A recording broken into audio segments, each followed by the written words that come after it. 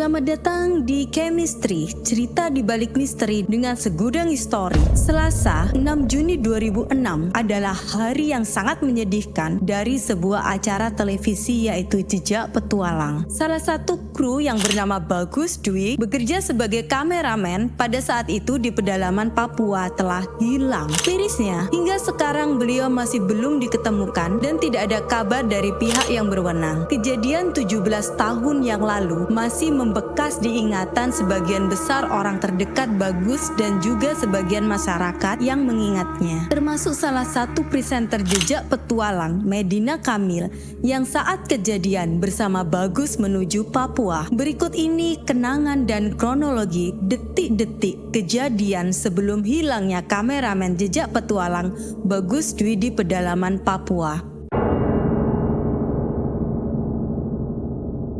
Bagus Dwi memang mencintai dunia traveling dan petualangan sejak kecil, di mana semasa SMA dan kuliahnya, dia sempat bergabung di komunitas pecinta alam. Kecintaannya terhadap traveling membawanya menjadi seorang kameramen di suatu saluran TV lokal, sebelum akhirnya menjadi kameramen untuk tim Jejak Petualang tersebut. Dan pada tahun 2006, menjadi salah satu kameramen yang ikut meliput tim Jejak Petualang Explore bersama 4 kru lainnya.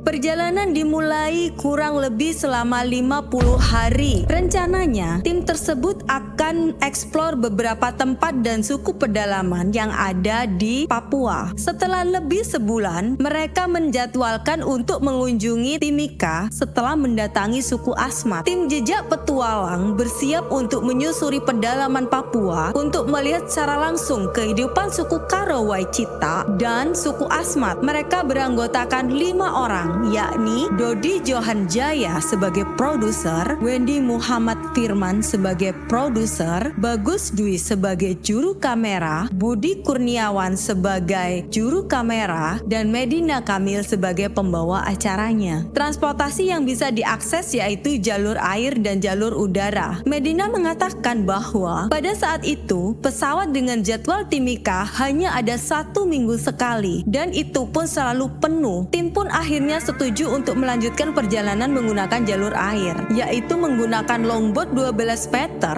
dengan lebar 1,7 meter. Mereka pun mulai meninggalkan pelabuhan Agats menuju Timika. Sekitar pukul 8 pagi waktu setempat ditemani oleh 3 orang warga lokal menuju lokasi tujuan.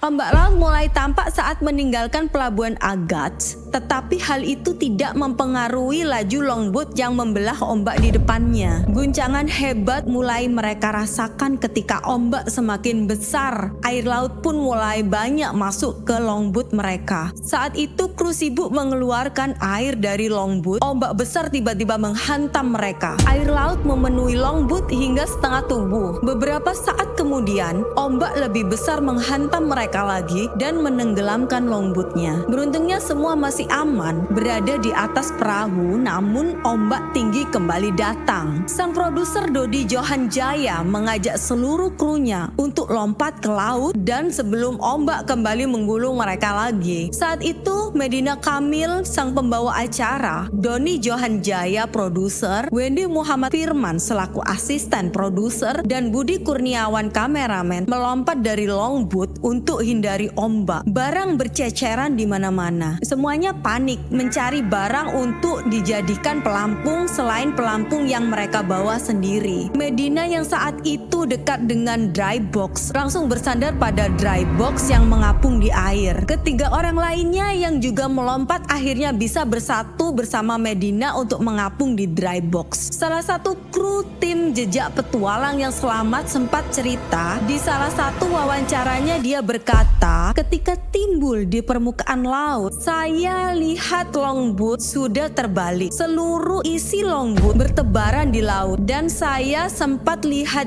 jam menunjukkan pukul 10. Jadi hanya berselang 2 jam dari Agats longboat kami terbalik. Dodi melihat Budi yang sedang memegang kamera dan depeknya dari kejauhan. Dia meminta Budi untuk melepaskan barang-barang tersebut dan mendekat. Namun, ombak besar menghalangi pandangan Dodi kepada Budi. Di sisi lainnya, Dodi sempat melihat Bagus yang sedang berusaha naik ke longboat dengan bantuan awak longboat. Bersama Wendy dan Medina, Dodi mencoba berenang mendekati longboat yang terbalik dan bergabung dengan Bagus. Namun, ombak yang berlawanan arah menyulitkan mereka untuk mendekati Bagus dan awak longboat pun terus menjauh dari rombongan Dodi. Tak lama setelahnya, Budi tiba-tiba muncul dan mendekati Dodi. Tak ada harapan lagi bagi mereka yang terombang-ambing di atas dive box. Mereka hanya bisa melihat bersama ketiga warga lokal terapung menjauh dari mereka, sehingga akhirnya benar-benar tidak terlihat. Kami kini tinggal berempat berpegangan satu sama lain di box yang mengapung membawa kami entah kemana. Saat itulah kami melihat Bagus untuk yang terakhir kalinya, kata salah satu kru tim jejak petualang Dodi yang selamat. Sementara itu, mereka terombang-ambing di laut arah Furu selama kurang lebih 24 jam. Hingga akhirnya mereka menemukan sebuah pulau kecil. Di sanalah mereka terdampar selama 4 hari.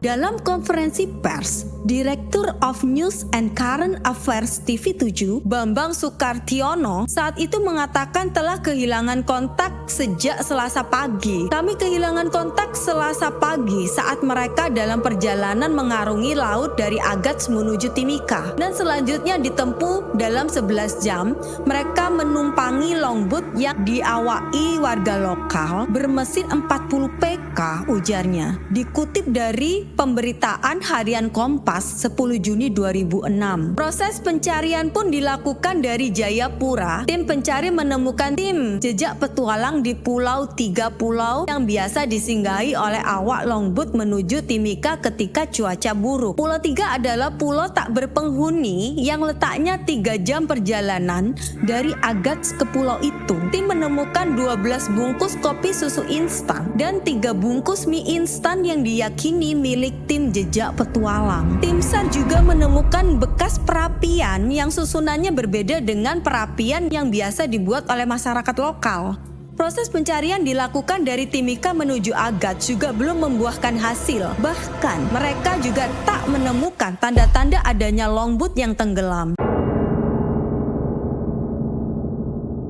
Setelah terombang-ambing di lautan selama hampir 24 jam, tim jejak petualang akhirnya menemukan sebuah pulau. Tubuh mereka langsung ambruk dan terkulai lemas hingga tertidur di hamparan pasir pulau itu. Di pulau itu mereka berjuang untuk bertahan hidup selama 4 hari. Untuk bertahan hidup, mereka berusaha menampung air dari genangan di sela-sela sebuah pohon tumbang. Air itu dibagi berempat dengan takaran tutup botol. Siput menjadi santapan mereka selama di pulau kecil itu. Terkadang mereka berhasil mendapatkan ikan berukuran jari kaki sebagai makanan selingan. Pada suatu malam, Dodi yang tidak bisa tidur memikirkan keberadaan Bagus. Dalam benaknya, Bagus mungkin bernasib lebih baik karena bersama anak longboat lokal yang sudah tahu medan. Bisa kalian bayangkan betapa mirisnya keempat kru tim jejak petualang yang terdampar di pulau itu. Dan pada akhirnya,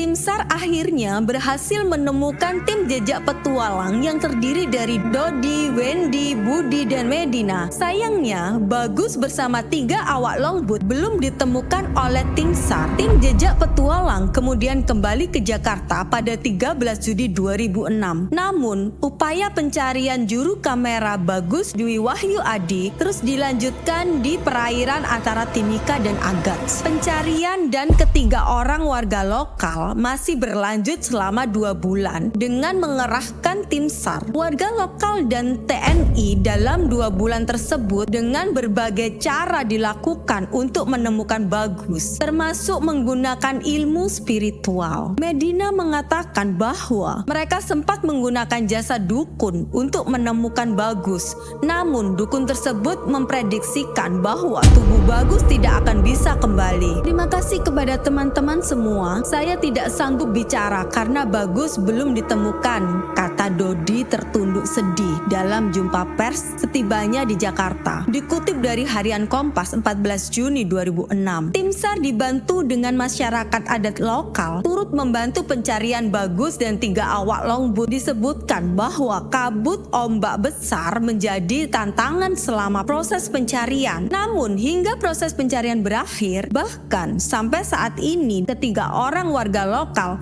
belum ditemukan. Bahkan tidak ada satupun bukti barang yang berceraan di laut lepas arah Furu, termasuk longboat yang mereka tumpangi, semuanya bak ditelan lautan. Mari kita tundukkan kepala sejenak dan berdoa untuk saudara kita Bagus Dwi. Semoga kejadian ini tidak terulang kembali ke depannya dan menjadi pembelajaran untuk kita semua. Kita doakan bersama saudara Bagus Dwi apabila beliau memang sudah wafat. Semoga beliau diterima di sisinya, dan apabila beliau masih hidup, semoga bisa cepat diketemukan dan bisa berkumpul kembali bersama keluarganya. Sekian cerita misteri hari ini. Sedikit pesan dari saya, selagi kalian masih banyak waktu di dunia, gunakanlah waktumu untuk berbuat baik kepada sesama dan jangan pernah melakukan keburukan yang membuat dirimu merugi. Jangan lupa subscribe dan nyalakan tombol notifikasi ya. Like jika kalian suka dengan cerita ini, dan komen cerita-cerita apa yang akan kita bahas di next video. Tetap di Chemistry, cerita misteri dengan segudang histori. Terima kasih. Assalamualaikum warahmatullahi wabarakatuh.